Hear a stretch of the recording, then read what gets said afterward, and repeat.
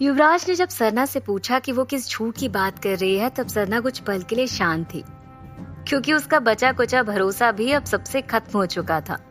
वो तब तक किसी पर भरोसा नहीं कर सकती थी जब तक उसकी याददाश्त वापस ना आ जाए। उसने युवराज से सच बताना ठीक नहीं समझा और इसलिए उसने बात पलट दी और सारा इल्जाम युवराज पर डालते हुए कहा, कहते हैं कि एक मछली पूरे जल को गंदा कर देती है और वो मछली आप हो। आपने हमसे झूठ कहा कि हम और आप पति पत्नी हैं। ये बोलकर वो उनके जवाब का बिना इंतजार किए उनके बगल से गुजरने लगी और कहा, देवी आम्रपाली हमें बुला रही थी, हम बस अभी आए। इसके बाद वो वहां से चली गई, लेकिन युवराज को सरना का ये व्यवहार विचित्र लगा। उन्हें कुछ ठीक नहीं लग रहा था, इसलिए उन्होंने कहा, ये सरना को हुआ क्या है? पहली बार हमें उसका स्वभाव कुछ अजीब सा लग रहा है। इसके बाद युवराज भी वहां से चले गए। इधर सरना अपने अंदर संदेह का संदूक लिए जब आम्रपाली के कक्ष जा रही थी, तब आम्रपाली बाहर गलियारे में खड़ी थी और एक सैनिक से कुछ बोल रही थी। उसकी बात करने का तरीका इतना गंभीर था जिसे देखकर ऐसा लग रहा था मानो पूरे राज्य की जिम्मेदारी उसके सिर पर हो। सरना ने उसे देख लिया था।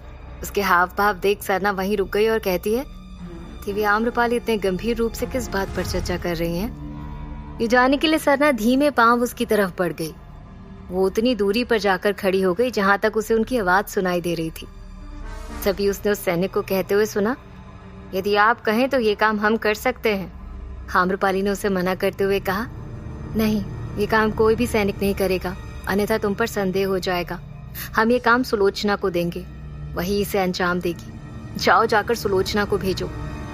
ये बोलकर आम्रपाली ने उस सैनिक को वहां से जाने दिया, लेकिन सरना ने उसकी ये बातें सुन ली थी। वो इन सब का मतलब नहीं समझ पा रही थी। उसने कहा, किस काम को अंजाम देने की बात कर रही हैं देवी आम्रपाली? कहीं फिर से किसी को मारने का इरादा तो नहीं बना लिया?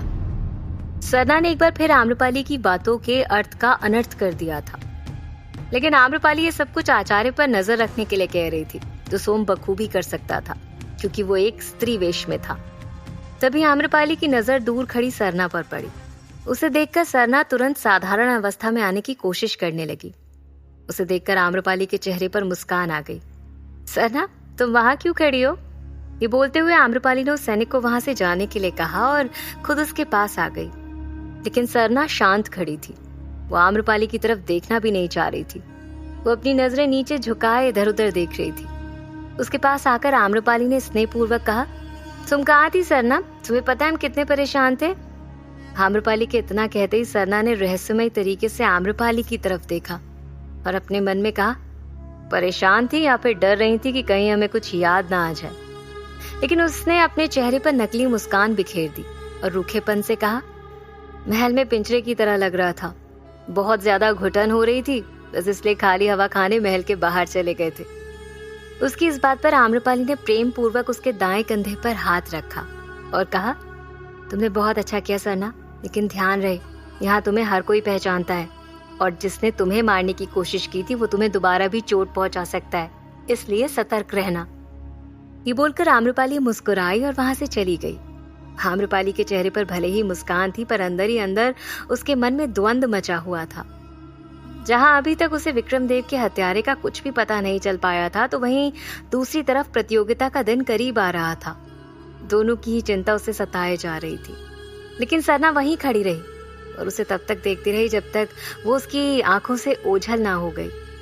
उसके जाने के बाद वो गुस्से से गहरी सांस लेकर कहती है, घर का ही व्यक्ति जब शत्रु बन जाए तो उसके लिए अपनों को चोट पहुंचाना बहुत आसान हो जाता है, और हम तो आपके अंगरक्षिका थे देवी आम्रपाली, हमें मारना तो आपके लिए और भी ज्यादा आसान था। सरना उस गलियारे से निकलकर महल के दूसरे भाग की तरफ जाने लगी।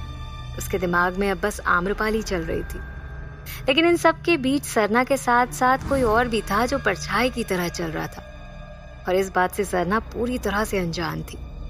एक तरफ सरना के मन में आम्रपाली पर संदेह यकीन में बदल चुका था, तो वहीं दूसरी तरफ सम्राट बिंबिसार अंतनाग के साथ अपनी कुटिया में थे।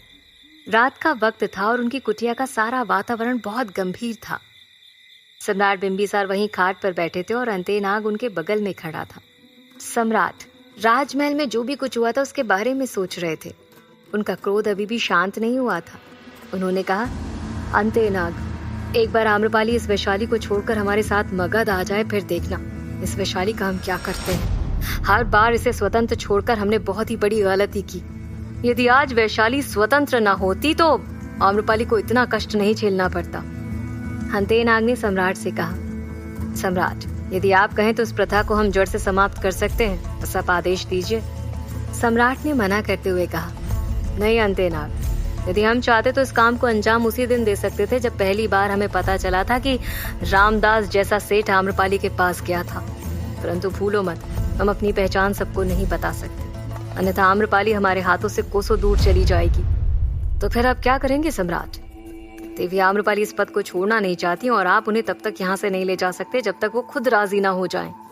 तो सम्राट ने कहा, आम्रपाली का लक्ष्य नेक है, वो इस प्रथा को समाप्त करना चाहती है और इस नेक काम में हम उनके साथ हैं। बस इस प्रतियोगिता को उन्हें किसी भी हाल में जीतना होगा, क्योंकि महाराज ने उन्हें इस पद से हटाने का पूरा मन बना लिया है।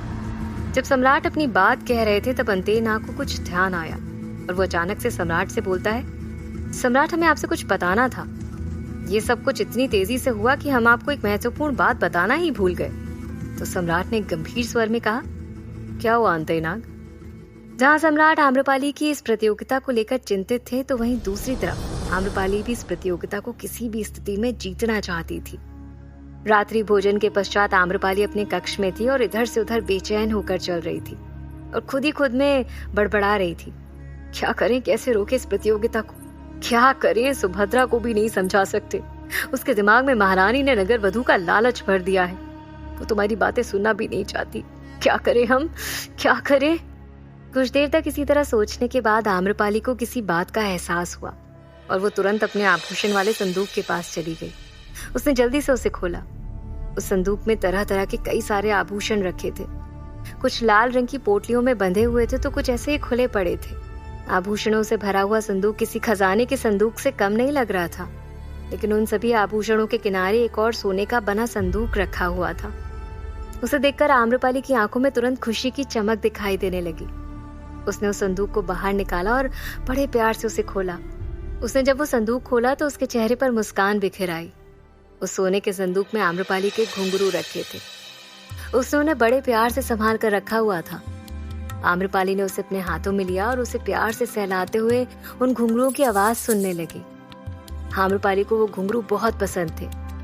उसने उस घुंघरुओं से बात करते हुए कहा, जब सबसे पहली बार नगर वधू की प्रतियोगिता हुई थी तब हमने तुम्हें धारण किया था। तब ना नगर वधू का मतलब तुम जानती थी और ना मैं, फिर भी तुमने मुझे जिता दिया था। इस बार हम दोनों ही इस नगर वधू की पीड़ा को समझते हैं, लेकिन इस बार भी हमारे लिए प्रतियोगिता जीतना अनिवार्य है। हमें पूरी उम्मीद है कि तुम हमें हारने नहीं दोगी। इसके बाद आम्रपाली ने उन्हें अपने सिर से लगाकर उनको प्रणाम किया और फिर कहा, तुम्हें गुरु माँ अम्बे हमें सौंप कर गई थी। हमें पूरा यकीन है तुम उनका सिर झुकने नहीं दोगी। इसके बाद उसने आदर के साथ उन्हें अपने पैरों में धारण कर लिया। आम्रपाली के घुंघरू कुछ खास तरीके से बनाए गए थे। वो ऐसे थे कि उनके हर एक घुंघरू के बीचों बीच एक छोटे छोटे घुंघरू लगे थे। उन्हें पहनकर आम्रपाली ने सबसे पहले अपने कक्ष के द्वार को बंद किया। वो जब चल रही थी तब उसके घुंघरू से छन छन की आवाज आ रही थी, पर वो आवाज साधारण घुंघरुओं की तरह नहीं थी। उसकी एक आवाज के बाद दूसरी आवाज अपने आप ही गूंज उठती थी, जिसे सुनकर एक अलग सी सिरहन शरीर में दौड़ पड़ती थी। दरवाजा बंद करने के बाद आम्रपाली अपने कक्ष के बीचों बीच बड़े से खाली स्थान पर नृत्य के लिए आकर खड़ी हो जाती है। उसकी आंखों में एक लक्ष्य दिखाई दे रहा था, जिसके लिए वो अब पूरी तरह से तैयारी करने में जुट गई थी। सबसे पहले उसने अपनी चूनर को कमर से लगाकर बांधा और फिर प्रणाम की मुद्रा बनाते हुए दोनों हाथों से जमीन को छूकर नमन किया। उसने अपनी दोनों आंखें बंद कर ली थी। पूरे मन से वो नृत्य की विद्या का ध्यान कर रही थी और फिर देखते ही देखते उसने अपने पैर थिरकाना शुरू कर दिए। आम्रपाली का कक्ष बंद था, लेकिन फिर भी उसके नृत्य से उठने वाले घुंघरू की आवाज इतनी तेज थी कि वो आवाज उसके कक्ष के बाहर तक जा रही थी। सभी दासियां उसके कक्ष के बाहर आकर खड़ी हो गई थी। आवाज इतनी तेज थी कि उसके हर एक उतार चढ़ाव से सभी को पता चल रहा था कि आम्रपाली नृत्य का अभ्यास कर रही है। बल्कि एक दासी ने तो ये तक कह दिया, बिना संगीत के भी देवी आम्रपाली के घुंघरू की आवाज अपने आप में ही किसी धुन को प्रस्तुत कर रही है। हमारा हृदय तो ये थिरकने की ताल सुनकर ही उनका नृत्य देखने के लिए व्याकुल हो रहा है। तभी उसके बगल में खड़ी दूसरी दासी ने कहा, परंतु इतनी रात को देवी आम्रपाली नृत्य अभ्यास क्यों कर रही हैं? अरे तुम्हें पता नहीं क्या, राजा ने घोषणा की है कि एक बार फिर से नगरवधु पद की प्रतियोगिता होगी। हमें ज्ञात है, परंतु देवी आम्रपाली को अभ्यास की क्या आवश्यकता, वो तो वैसे ही इसमें अव्वल है। भला उनसे कौन टक्कर ले सकता है और कौन है जो उन्हें हरा सके? वो सब तो हमें नहीं पता, लेकिन हम इतना जानते हैं कि देवी आम्रपाली को ही नगरवधु बनना चाहिए। वो लोग बात ही कर रहे थे कि तभी वहां सोम आया। आम्रपाली के कक्ष से घुंघरू की आवाज सुनकर वो भी हैरान था। आम्रपाली जी इतनी रात को नृत्य क्यों कर रही है? क्या हुआ उन्हें? सोम को आम्रपाली की चिंता होने लगी थी। उसने तो सबसे पहले वहां खड़ी सभी दासियों को वहां से भेज दिया। तुम सब यहाँ क्या कर रही हो? आज कोई काम नहीं है क्या? काफी रात हो गई, चलो जाओ, सब अपना अपना काम खत्म करो। उसकी बात मानकर सभी दासियां वहां से चली गईं, लेकिन सोम ने आम्रपाली का द्वार बाहर से खुलवाने की कोशिश की। आम्रपाली जी, द्वार खोलिए, हम हैं सुलोचना। लेकिन आम्रपाली अपने नृत्य में पूरी तरह से लीन थी। लगातार अलग अलग विद्याओं में नृत्य कर रही थी वो। बाहर से आने वाली कोई भी आवाज उसके कानों तक नहीं पहुंच रही थी। सोम वहां से जाना तो नहीं चाहता था, लेकिन उसे भी एहसास हो गया कि आम्रपाली को रोकना अब मुश्किल है। अन्यथा उसका नाम सुनकर भी वो द्वार न खोले, ऐसा हो नहीं सकता। वहीं दूसरी तरफ अंतनाग सम्राट को कुछ महत्वपूर्ण बात करने वाला था। उसने कहा, सम्राट, जिसने भी हमारे गुप्तचरों को मारने की कोशिश की है, उसका पता लगाने के लिए हम राजमहल के अंदर गए थे। वहां हमने अपने तरीके से कुछ दासियों और सेवकों से भी बात की थी, लेकिन उन सबके अनुसार सिर्फ एक ही बात सामने निकल कर आई, और वो ये कि पूरे राजमहल में सिर्फ एक ही व्यक्ति ऐसा है जिसका व्यवहार उसके कृत्य से अलग है। ये सुनकर सम्राट ने तुरंत गंभीर नजरों से अंतनाग की तरफ देखा। उनकी आंखों में जिज्ञासा दिखाई दे रही थी। उन्होंने कहा, और वो कौन है? आचार्य। सम्राट, वो आचार्य सुमंत है। सेवकों ने कई बार उन्हें राजमहल में ताका झाकी करते हुए देखा है। यदि आप कहें तो हम उनको पकड़ के ला सकते हैं आपके पास, अंतनाग ने कहा। आचार्य। सम्राट उनका नाम सुनकर अचंभित हुए, लेकिन फिर कुछ गहराई से सोचने लगे।